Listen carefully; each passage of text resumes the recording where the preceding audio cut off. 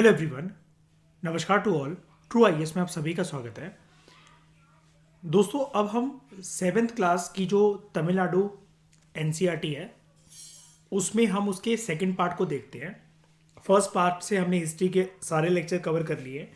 Second part के अंदर क्या है, विजयनगर एम्पायर गिवन है, लेकिन हम विजयनगर एम्पायर को, वैसे तो वो एक तरीके से पैरेलल वे में ही एग्जिस्ट करता है मुगल एम्पायर के, कि मुगल एम्पायर नॉर्थ इंडिया में, विजयनगर एम्पायर साउथ इंडिया में। इस चैप्टर को लेकर हम बाद में देखेंगे। सबसे पहले बात करते हैं मुगल एम्पायर के बारे में, क्योंकि एनसीईआरटी थे। जैसे ही हमने मुगल एम्पायर कंप्लीट करा, अब हम इसे थोड़ा सा स्टैंडर्ड फॉर्मेट में तमिलनाडु से देख लेते हैं, और भी नई नई चीज़ें हमें यहाँ पर जानने को मिलेंगी। तो चलो स्टार्ट करते हैं अपने मुगल एम्पायर के चैप्टर को, from Tamil Nadu NCERT class 7 part 2। तो ये है मुगल एम्पायर, ठीक है। इसको हमने एनसीईआरटी से देख लिया था। अब हम यहाँ से तमिलनाडु से देखते हैं और थोड़ा सा डिटेल में बात करेंगे इसके बारे में। यहाँ पर सबसे पहले मुगल एम्परर्स की क्रोनोलॉजी के बारे में हम जानते हैं। 1526 से लेकर 30 तक का जो रूल रहता है बाबर का, और बाबर का जो रूल शुरू होता है, मतलब ये इनका जीवन काल नहीं है। 4 साल के लिए थोड़ी ना पैदा हुआ होगा, और 4 साल में थोड़ी सब कुछ कर गया होगा 26 से 30 तक, ठीक है। ये इनका रूलिंग पीरियड का टाइम यहाँ पर आपको दिखाया जा रहा है। Babur 1526 to 1530 first battle of Panipat से कदम रखा था हिंदुस्तान की धरती पर, और सेटअप करा था मुगल एम्पायर, जिसको हमने एनसीईआरटी में देखा था। और यहाँ पर भी हम लोग फर्स्ट बैटल ऑफ पानीपत वगैरह के बारे में सब कुछ जानेंगे। सबसे पहले बाबर, ठीक है। फिर 1530 से 1540, और दूसरा एक थोड़े से गैप के बाद 1555 से लेकर 1556 तक फिर है हुमायूं। हुमायूं के बाद अकबर 1556 से लेकर सेकंड बैटल ऑफ पानीपत जब लड़ा गया तब, और 1605 तक अकबर। फिर है जहांगीर 1605 से लेकर 1627 तक। फिर शाहजहां, अकबर, जहांगीर, शाहजहां और औरंगजेब। अब बाबर से पहले खानदान के लोग और भी रहे होंगे, और औरंगजेब के बाद और भी रहे होंगे, लेकिन जनरली यही रूलर्स को कंसिडर करा जाता है when we talk about Mughal empire, because इससे मुगल एम्पायर को 4 चांद लगे बाबर के टाइम पे, बाबर के आने से। और औरंगजेब के बाद इनका डाउनफॉल होता होता होता होता इस कदर खत्म हो गया कि बहादुर शाह जफर टू की औकात इतनी भी नहीं थी कि ब्रिटिश ईस्ट इंडिया कंपनी के ऑफिसर उसको दाढ़ी पकड़कर खींच कर लेकर गए, और उसकी लुगाई ने उनके घुटनों पर बैठ के भीख मांगी है कि छोड़ दो मेरी कसम को। और बेटों को गोली मार दी गई थी, और बाप को रंगून भेज दिया गया था, और वो वहीं मर गया था, और खानदान का इतिहास यहीं खत्म। अब ये चीज अकबर के साथ या इन सब के साथ करी जा सकती थी क्या, अर्पित बताओ? ये पॉसिबल था रागनी कि अकबर को दाढ़ी पकड़कर मूछे पकड़ के कोई घसीट के लेकर चले जाए, और उसी के एम्पायर में घुसे थे, रेड फोर्ट के अंदर वो डेरा डाल के बैठा हुआ था, पता है ना रागनी ये वाली बात? अकबर के साथ या इन सब के साथ करी जा सकती, औरंगजेब के साथ करी जा सकती थी ये वाली चीज क्या? नहीं। सर कलम कर देता, सही बात है, बिल्कुल लाहौल बिला हुआ वक्त हो जाता है। ये चीज है, ओके। और मैंने आपको इसको याद रखने का तरीका बताया था। सबके इनिशियल लेटर अगर आप पकड़ो, B H A J S A, भाजसा,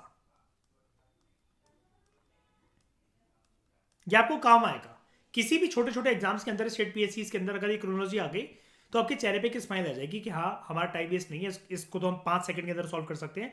भाजसा एक एब्रिविएशन आपको याद होगा, और आप आराम से कर लोगे। जैसे दिल्ली सल्तनत को याद रखने के लिए, जिसके दिल्ली सल्तनत एक बहुत ब्रॉडर टर्म है, उसके अंदर जो सब डायनेस्टीज आती हैं उसके लिए मैंने आपको सख्त सल बताया था, है ना, SKTSL।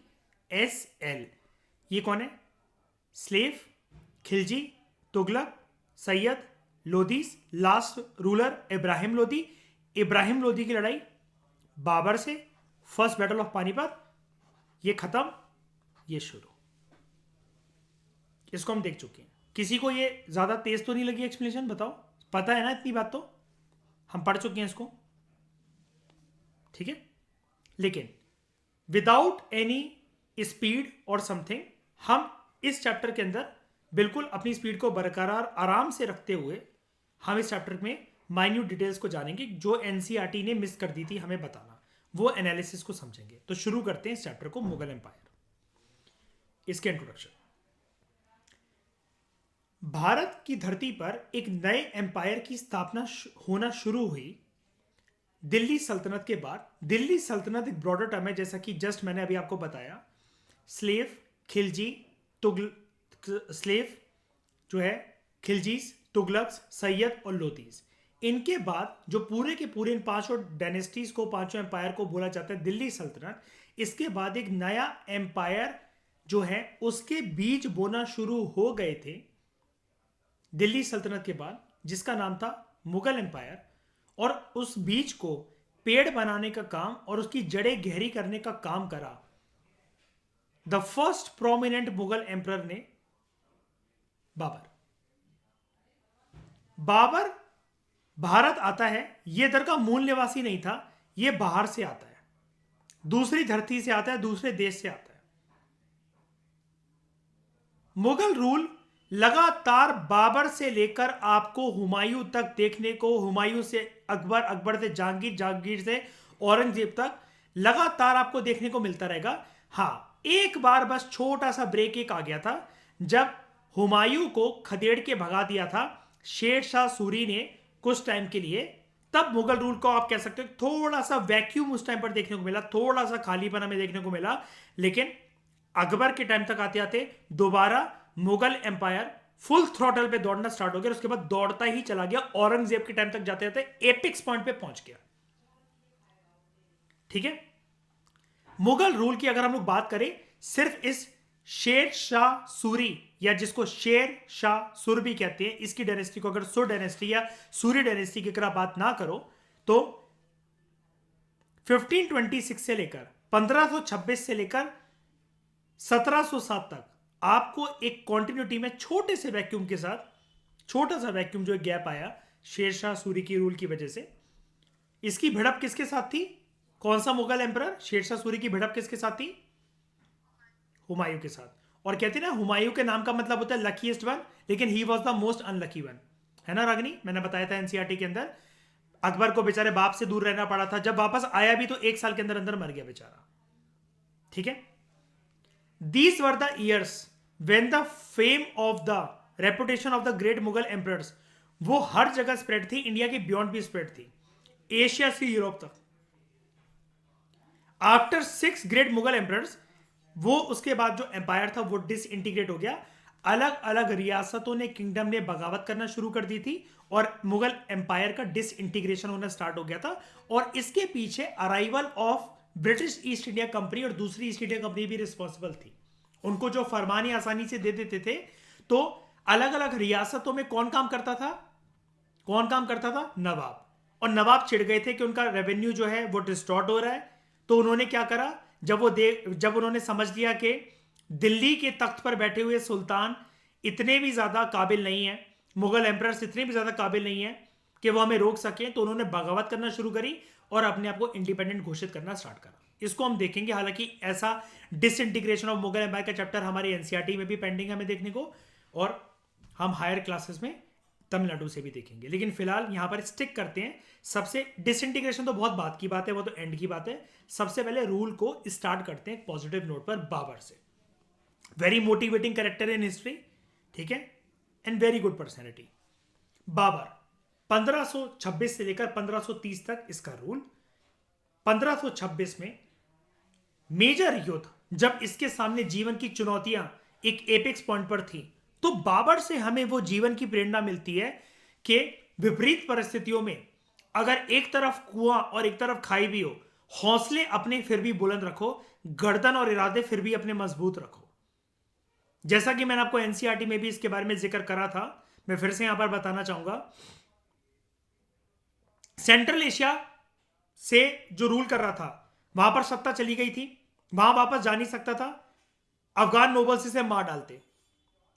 हिंदुस्तानी इकलौती धरती थी, वहां पर आना चाहता था, लेकिन लोदीज का रूल चल रहा था। दिल्ली सल्तनत की आखिरी डायनेस्टी का रूल चल रहा था लोदीज। आखिरी क्यों कह रहे हैं? बाबर अगर मारा जाता तो वो रूल कंटिन्यू रहता, लेकिन बाबर नहीं मारा गया, इब्राहिम लोदी मारा गया। पहले बात करते हैं इनकी एंसेस्ट्री और इसके करियर की। मैंने आपको एनसीईआरटी में एक फोटो दिखाई थी, शायद याद है, ये सब लोगों की एक परंपरा रहती थी, कोई भी नया रूलर आएगा तो वो एक अपनी फैमिली फोटोग्राफ बनवाता था, जिसमें तिमुर से लेकर, है ना, तिमुर से लेकर ये अपनी तक की फोटो बनवाते थे, और एक ही पिक्चर में दादा परदादा उसके भी दादा सब लोग एक साथ बैठे हुए हैं, है ना। जहां तक ये अपने आप को जानते थे कि अगर मान लो कि जहांगीर ये जानता कि अभी मेरा रूल चल रहा है, तो जहांगीर तक जितने भी पूर्वज रह चुके हैं ये एक फोटोग्राफ के थ्रू अपने आप को रिप्रेजेंट करते थे। क्या वो फोटोग्राफ आपको याद है, एनसीईआरटी में मैंने आपको दिखवाई थी, बताओ, है ना। बाबर का पूरा नाम स्टेट पीएससी के लिहाज से important term, important name, Zahiruddin Muhammad Babur, popularly in short known as Babur. He is considered as the personality who laid the foundation of the Mughal Empire in India. ये जो मुगल टर्म है इसको बाबर के एंसेस्टर से हम लोग ट्रेस बैक कर सकते हैं. बाबर ग्रेट ग्रैंडसन था. ग्रैंडसन पहले मुझे बात बताओ, ग्रैंडसन का मतलब क्या होता है, पोता. ग्रेट ग्रैंडसन का मतलब परपोता. अपने पिताजी की साइड से ही was the great grandson of Timur. मां की साइड से, on his mother side, his grandfather was Yunus Khan of Tashkent. अब देखो नया फैक्ट मिला कि नहीं मिला, एनसीईआरटी में था क्या, शायद नहीं है, बताओ. मदर की साइड से his grandfather was Yunus Khan of Tashkent, who was known as the great Khan of the Mongols. And 13वें नंबर का था वो ये Yunus Khan in the direct line of descent of Genghis Khan. Genghis Khan की जो पीढ़ी चली उसमें वो 13वें नंबर पर इनके खानदान से था. ठीक है, खैर ये छोड़ो, ये इतनी एंसेस्ट्री याद रखने की जरूरत नहीं है. बस एक बात याद रखना है एनसीईआरटी की शॉर्ट वाली बात, ये अपने आप को मंगोल या मुगल कहने में क्या प्राउड फील करते थे, अच्छा लगता था क्या इनको, या इन्होंने कभी भी टर्म अपने लिए यूज करी क्या, इनको किसकी साइड से एसोसिएट करना ज्यादा अच्छा लगता था, बताओ. क्या कहते हैं बिस में, ये चंगेज खान की साइड से, तिमुर की साइड से. चंगेज खान के साथ अपना नाम एसोसिएट करने में इनको शर्मिंदगी को महसूस होती थी. चंगेज खान क्योंकि किस चीज के लिए बदनाम था, बेकसूरों की भी हत्या करने के लिए, राइट, और बहुत लार्ज स्केल पे. ईशा, राइट. बाबर का जन्म हुआ था 14 फरवरी 1483 में. He was named as Zahiruddin defender of faith. Zahiruddin Mohammad धार्मिक कर्तव्यों का निर्वाह करेगा, ठीक है, और जिसका जिस भी भगवान में मन लगता हो उस फेथ को बरकरार रखेगा.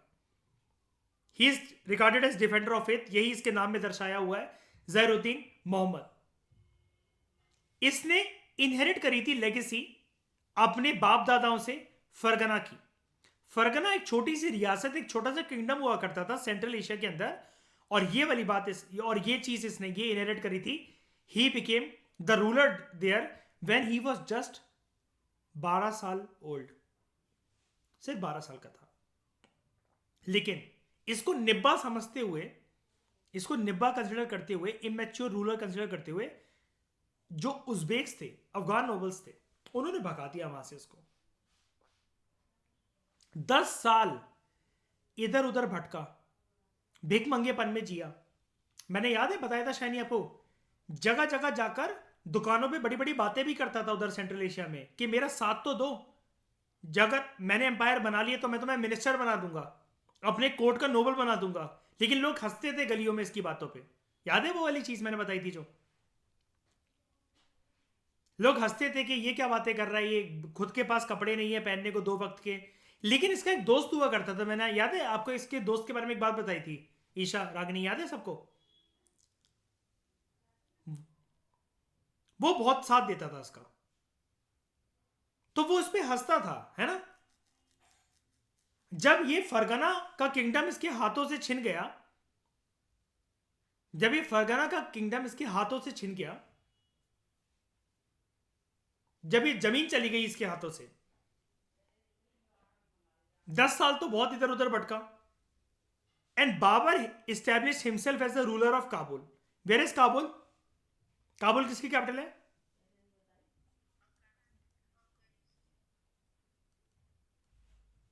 और फरगना कहां पर है?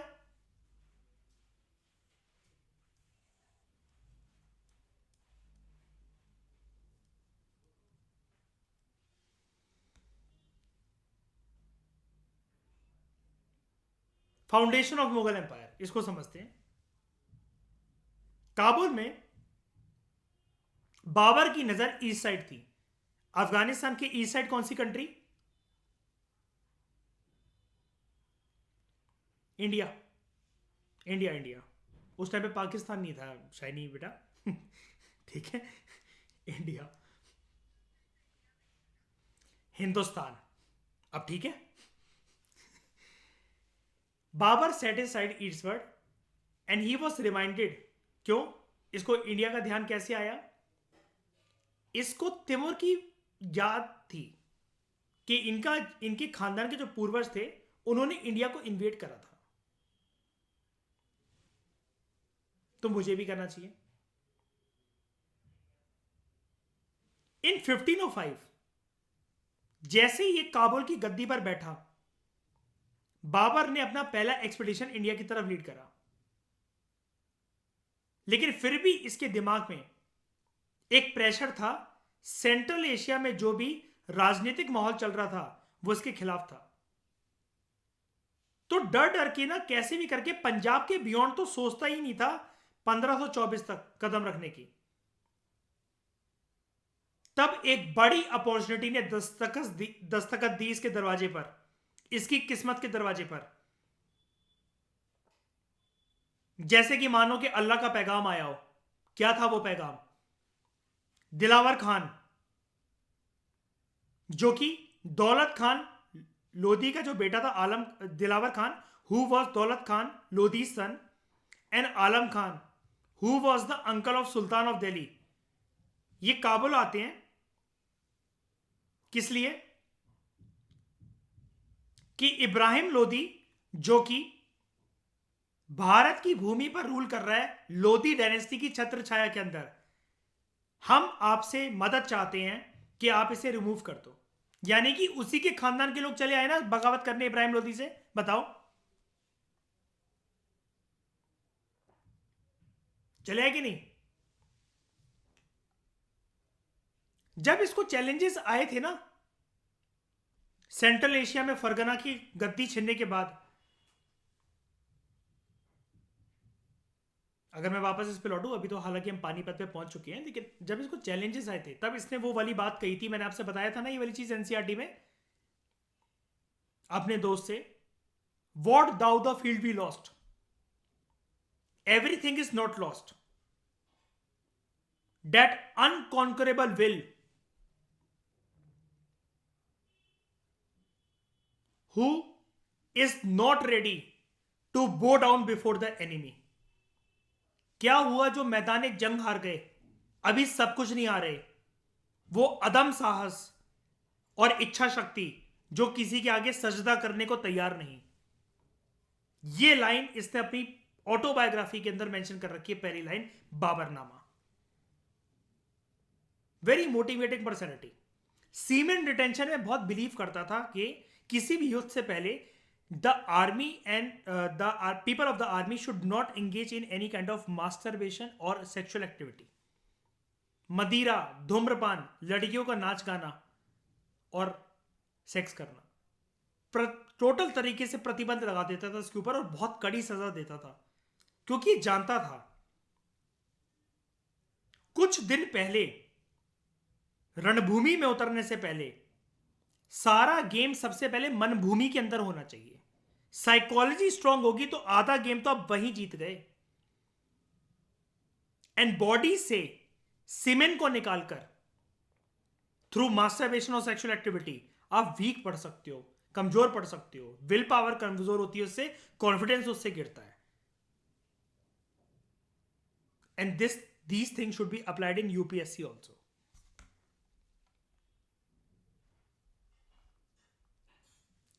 तो क्या लास्ट लाइन क्या थी, क्या लिखा हुआ यहाँ पे? Babur defeated Ibrahim Lodhi in the famous battle of Panipat in 1526 और दिल्ली और आगरा को ऑक्यूपाई कर लिया आराम से।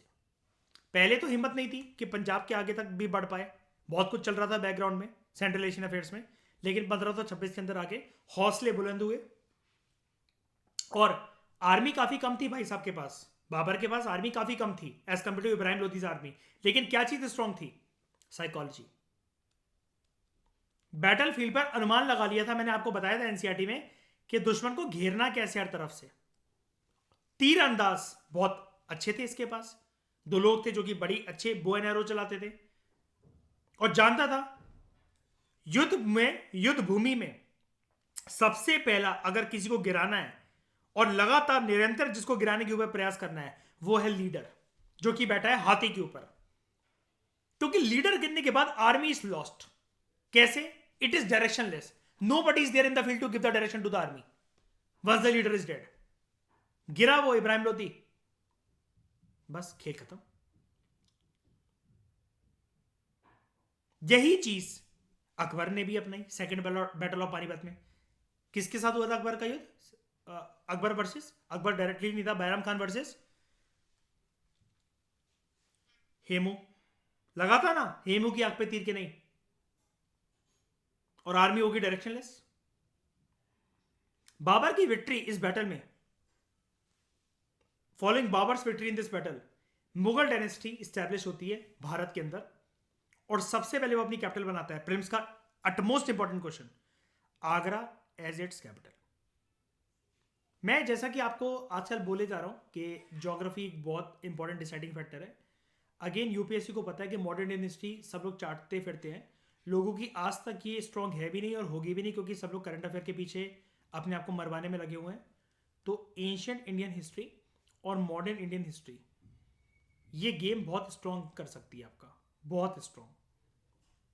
15 क्वेश्चंस अगर इस सेक्शन से आ रहे हैं, अगर आपकी अच्छे से प्रिपरेशन है सारे सोर्सेज से जितने हम कर रहे हैं, तो you will be capable enough कि आप 8 वर्स टू वर्स सिनेरियो के अंदर, एंड बहुत अच्छा अगर आपके लिए दिन हुआ तो 12 से 13 क्वेश्चन आप कर सकोगे। एंड जस्ट इमेजिन 12 क्वेश्चन का मतलब 24 नंबर होता है, 24 नंबर। कि अगर 80 नंबर बन रहे हैं ना तो 104 नंबर आ जाएंगे। वो चीजें मत करो जो सब कर रहे हैं, जो सब कर रहे हैं वो दुनिया में कभी किसी फील्ड में काम नहीं आता। चाहे बिजनेस को देख लो, चाहे मोमोज कॉर्नर की दुकान को देख लो, चाहे एक चाय की दुकान खोलनी है, टफरी खोलनी है, जो सब कर रहे होंगे ना सिर्फ वही करते रहोगे तो कभी कुछ कभी सक्सेसफुल नहीं बन पाओगे। लाइफ में हमेशा कुछ भी अगर आपको इंडिपेंडेंट कुछ अलग करना है, अपनी आइडेंटिटी बनानी है, तो आपको दूसरों से अलग हटके करना पड़ेगा। बाबर्स मिलिट्री कॉन्क्वेस्ट, बाबर ने राणा संघ को हराया और उसके एलीज को इन द बैटल ऑफ खनवा 1527, यानी कि बैटल ऑफ पानीपत, भारत की भूमि पर पहला युद्ध 1526। दूसरा बैटल ऑफ खनवा 1527। Here the शत्रु was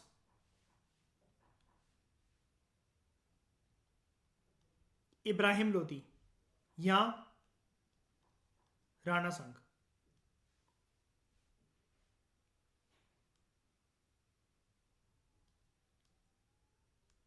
He won the war against the chief of Chanderi in 1528,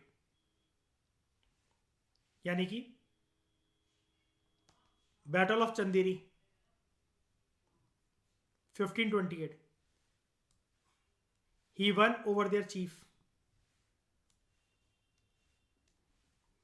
and prevailed over the Afghan chiefs of Bengal and Bihar in 1529। ये 3 battle याद रखना इंपॉर्टेंट, क्रोनोलॉजी इनकी याद रखना।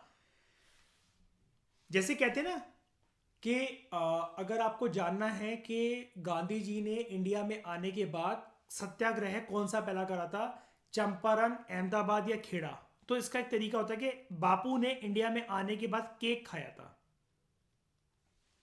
केक खाया था। क्रोनोलॉजी यही है, पहले चंपारण, फिर अहमदाबाद, फिर खेड़ा। तो ऐसे ही आप ये याद रखना कि पहला हुआ पानीपत, फिर खनवा, फिर चंदेरी। बाबर की मृत्यु हो जाती है 1530 में। कंसोलिडेशन नहीं कर पाया था अपनी विक्ट्रीज की। देखो ये बहुत इंपॉर्टेंट होता है, मैंने आपको प्रीवियस लेक्चर्स में भी बताया जब जब हमने हिस्ट्री पढ़ी है। सौगंधा, सिर्फ रूल करके शत्रु की भूमि पर विजय करने से कुछ भी नहीं होगा, एनिमी की टेरिटरी को कॉन्क्वेस्ट करने से कुछ भी नहीं होगा। कॉन्क्वेस्ट के साथ साथ विक्ट्री के साथ साथ कंसोलिडेशन बहुत इंपॉर्टेंट होती है। कंसोलिडेशन मतलब क्या? वो दोबारा बगावत पर ना उतर आए अर्पित, क्योंकि तो Babur was a scholar in Turkish and Persian languages. ठीक है, कंसोलिडेट, हाँ मैं आपको कंसोलिडेशन के बारे में बता रहा था। कंसोलिडेट करना बहुत इंपॉर्टेंट है। कंसोलिडेट करने का मतलब ये होता है कि वो अगर दोबारा आप पे शत्रु हावी हो गया तो आप एक बार बताओ, आपकी पूरी मैन मटेरियल एनर्जी शाइनी इन्हीं को शांत करने में नहीं लग जाएगी? सिर्फ किसी को ऐसा थोड़ी ना कि पेड़ को छूकर भागाना है, थप्पा कराना है किसी को जाकर। उस शत्रु को हराने के बाद वहां पर जड़ें भी तो इस प्रकार से मजबूत करनी है, सामने वाले के हौसले भी तो इस प्रकार से तोड़ने के वो दोबारा आक्रमण करने के लिए खड़ा ना हो पाए। बताओ, कॉन्क्वेस्ट और कंसोलिडेशन में फर्क समझ में आया? क्या सिर्फ हराना इंपॉर्टेंट होता है किसी रूलर के लिए? बताओ, किसी बैटल में किसी को हराने से क्या यह सुनिश्चित हो जाएगा कि वो दोबारा खड़ा नहीं होगा युद्ध करने के लिए? बताओ, नहीं ना। तो हमेशा मैंने आपको ये बोला है प्रीवियस लेक्चर्स में भी, आप सबको पता होगा, ईशा मैंने बोला है ना रागनी ये वाली बात, कि कॉन्क्वेस्ट के साथ साथ हमेशा कंसोलिडेशन भी लिखकर आया करो पेपर के अंदर, है ना। लेकिन ये कंसोलिडेट नहीं कर पाया। Babur was a scholar in Turkish and Persian languages, ये जानता था। And he recorded his impression about Hindustan, उसके जानवर, पेड़ पौधे, फूल पत्तियां, फल, अपनी ऑटोबायोग्राफी के अंदर, जिसको कहते हैं तुजुक। तो ये थी बायोग्राफी तुजुक आय बाबरी। ठीक है, तुजुक आय बाबरी को और क्या बोलते हैं हम लोग, क्या बोलते हैं?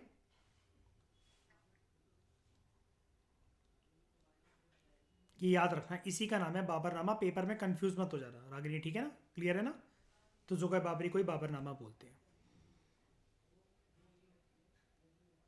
राणा संगा को इसने हराया था कौन से बैटल के अंदर? Battle of Khanwa. ठीक है। Following the tradition set by Genghis Khan, Genghis Khan के टाइम पर क्या होता था? चंगेज खान नॉमिनेट करता था सबसे ज्यादा डिजर्विंग बेटे को, who nominated the most deserving among his sons as his heir, आगे सल्तनत को कैरी करने के लिए। तो बाबर ने इसी ट्रेडिशन को फॉलो करते हुए अपने फेवरेट और बड़े बेटे को, देखो एक चीज है, हमने एनसीईआरटी में पढ़ा था इसके बारे में, है ना, हमने पढ़ा था, प्रॉपर अंग्रेजी नाम भी देखे थे इसके। सिर्फ डिजर्विंग बेटे को नहीं शाइनी, एल्डेस्ट भी, है ना, ये भी ट्रेडिशन थी, है ना। Babur chose his favourite and eldest son Humayun as his heir, इसलिए हुमायूं रूल कर पाया। हुमायूं के बारे में जानेंगे दोस्तों नेक्स्ट लेक्चर में। इस डिस्कशन में फिलहाल इतना ही। Thank you very much for discussion.